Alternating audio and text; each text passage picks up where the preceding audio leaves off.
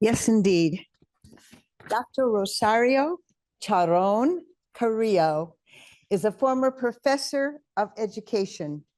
She is currently serving as an area director and as the retention chair for District 12 Toastmasters. She is passionate about the mission of Toastmasters to support people with their personal and professional development. Today, she is discussing the power of community groups like Toastmasters in supporting people to weather and overcome life challenges. Dr. Charon Carrillo, what's your soup? What's your soup? Dr. Charon Carrillo. People join Toastmasters for public speaking and leadership skills. In 2006, I joined Toastmasters for the first time. I was a graduate student, very serious. My reason for joining Toastmasters? I was looking for a boyfriend. I was a young girl then, I still have my good looks, and I found a fella, Jameson. But that's a separate story. Last year, I rejoined Toastmasters for a totally different reason. It saved my life. It all started with my mom. Where else would it start? My mommy was so special. She was like soup. You think that's funny? You've never heard of a mommy being compared to soup? Well, you've never tried our creamy butternut squash soup. You start with the squash. Funny looking thing. Cut it in half. You massage it with olive oil. You season it with salt and pepper, and you put that in the oven for 45 minutes. Meanwhile, you take a saucepan and you saute some onions. They start to brown. You marvel at their color. Can you hear them sizzling? You add some broth, vegetable or chicken broth, and some fresh herbs, oregano, thyme, and rosemary. By this time, the aroma from the squash and the broth begin to surround you.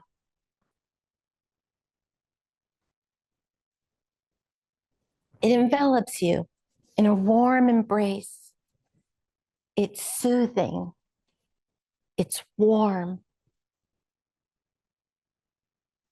Squash, you take it out of the oven. And you scoop it out, put it in a blender, add the liquid mixture, blend it all, return it to the pan, and you simmer it so that it can reduce. Once the consistency is just so, it's ready to be served. You grab yourself a large bowl. You want a large bowl, trust me. You top it off with a dollop of cream and a sprig of oregano. You grab your spoon and you taste it.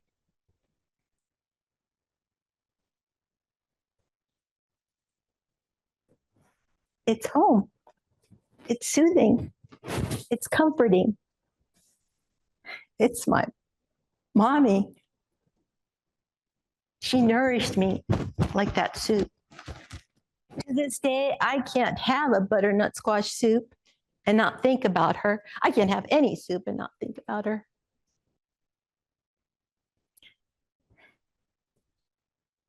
In Mexico, when she was a child, she was not allowed to go to school past the 3rd grade.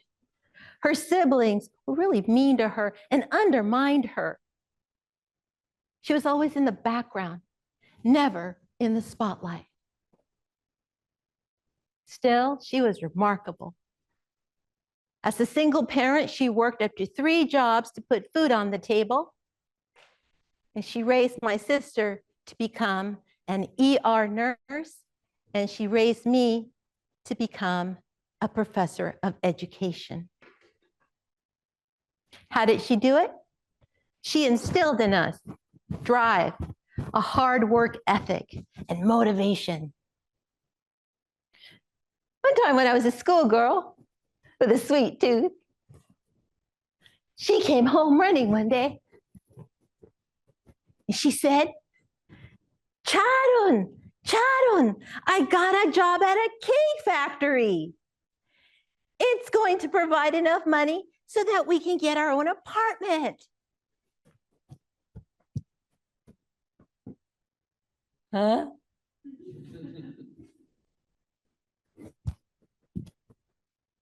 This job is on an accessible bus route. It's going to provide health insurance for the 3 of us. What do you think? Huh?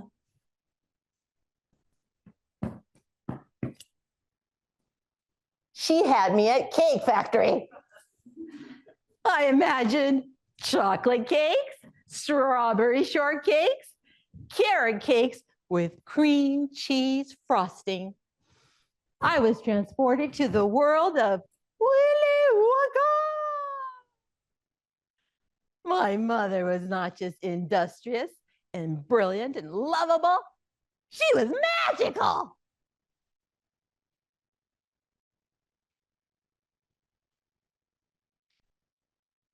In 2015, she was diagnosed with malignant brain tumors. My sister, the ER nurse, she fell apart. She feared the worst. I didn't know any better, so I decided we're going to beat this cancer. I left my career and I took over her financial, medical, and household affairs. Initially, she was given only 3 months to live. She went on to live for 9 more years.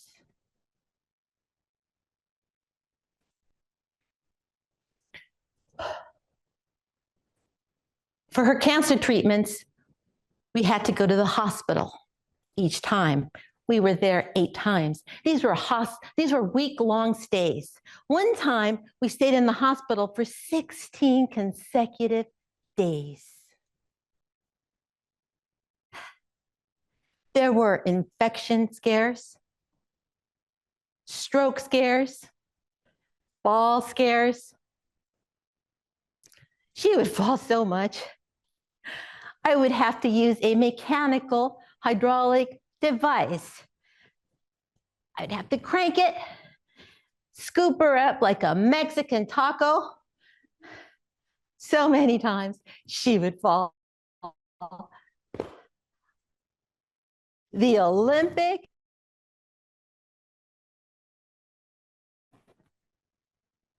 but she never broke a bone. She never got an infection. She never suffered a stroke.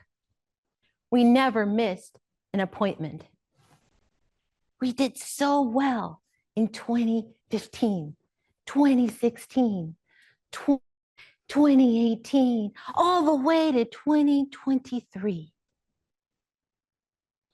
In the summer of 2023, she started to decline rapidly. One morning, she was sitting at the edge of her bed. She was wearing her favorite nightgown. She had just eaten. She was ready for a nap. She looked at me and she said, Charon, I'm dying slowly. I rushed from across the room and I sat next to her on the bed in silence. I was strong for her that day, but inside I started to feel numb.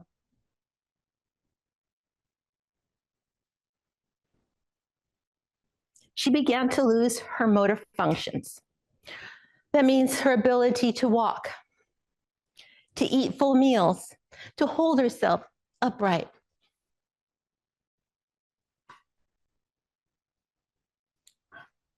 The last 7 days were really tough. She couldn't eat or drink anything at that point. I didn't want to eat or drink anything either. My numbness spread. Depression started to set in and despair. On January 19th, 2024,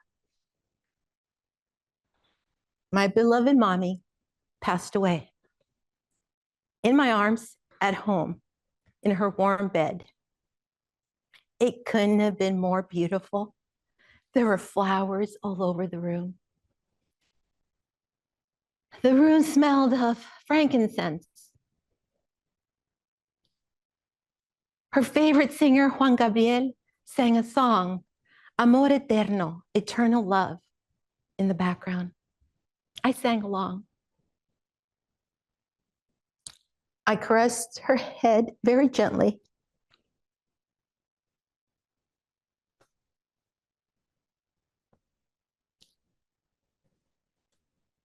It was a blessing she passed away in such a lovely way. But I was left emotionally and physically broken. Depression settled in completely. It rattled my brain. I did not want to get out of bed. I would start to try to get out of bed around dinner time to eat a cracker for breakfast. My body grew stiff.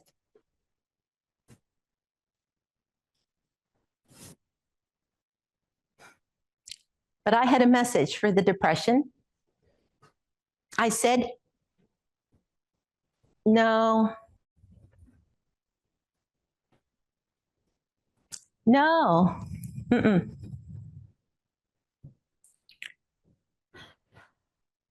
No. I knew that I had to get moving again. I rejoined Toastmasters.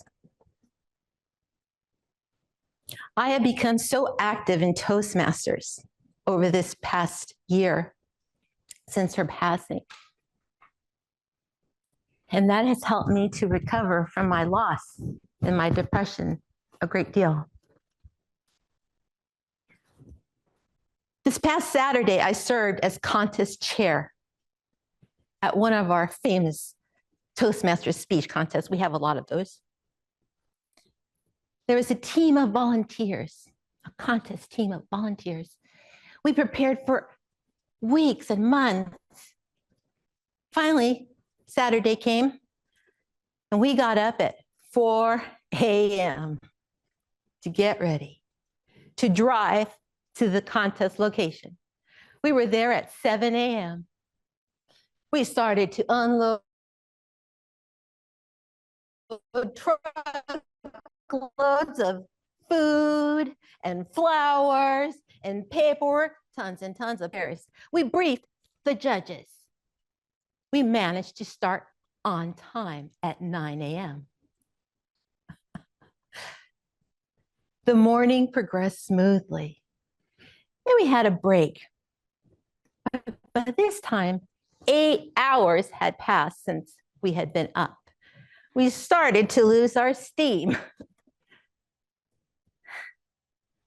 Suddenly, a contestant walks in.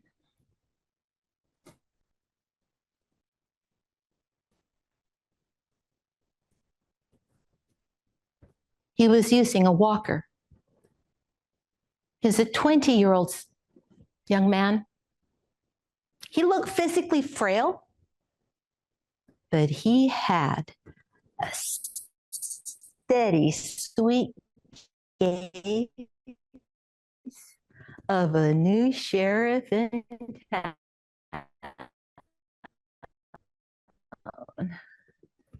Ready to lay down the law. When doctors looked at him after the accident, they said, he's not going to make it. He'll never walk again. Man put on his sheriff sombrero, his giant silver star, and he overcame his ailments, and he walked himself into that speech contest. 5 of the contest team volunteers, when we spotted him, we rushed over to be of service to him. We settled him down all the way in the front near the stage. We brought him some food and we processed his paperwork so he can start to compete. He ate a sandwich, settled himself. When it was his turn to compete,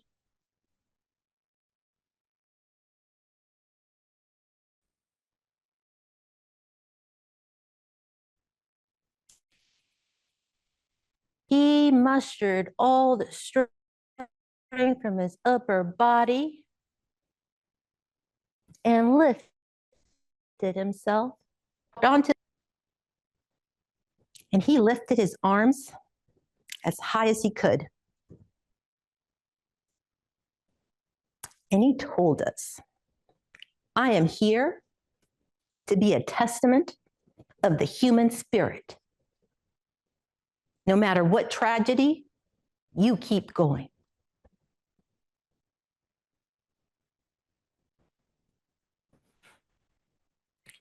People in the audience were in tears. One woman was so excited that she sprang up and offered a standing ovation. It's not a common scene at our contest because people tend to be very subdued.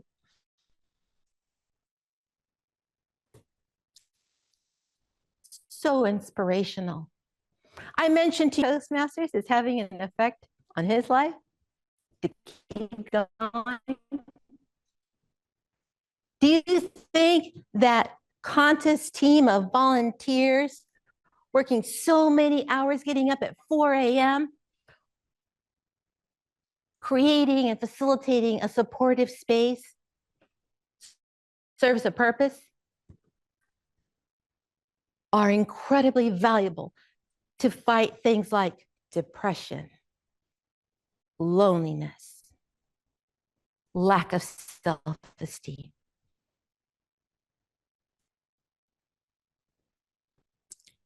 For me, Toastmasters is my new soup. It nourishes me 100%. And you might be thinking, Sharon, how are you thanking Toastmasters? It's your new soup. It saved you. It's your new home. You're not so lonely anymore. I've come up with an idea for Toastmasters, an online magazine to feature club members like our sheriff in the walker, to feature unsung heroes from across our Toastmasters district. People who are unsung heroes, like my mother, a Mexican immigrant mother who was undermined and never put in the spotlight. Wouldn't that be nice to feature people like that? To build their self-esteem and their confidence and their personal self-empowerment? Absolutely.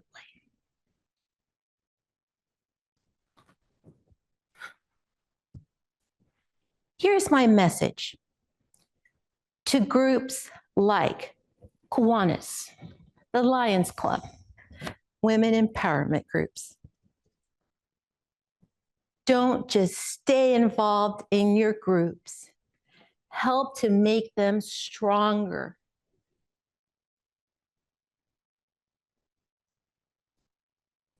Together, we create a home space of support to help us weather bad, tragic events.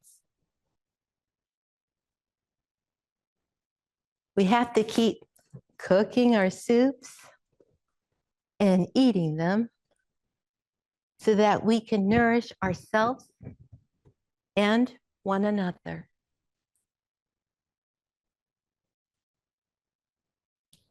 My question now is, what are you cooking? What's your soup? And what's your soup? And where are you cooking? Mr. Toastmaster, Mr. Chairman.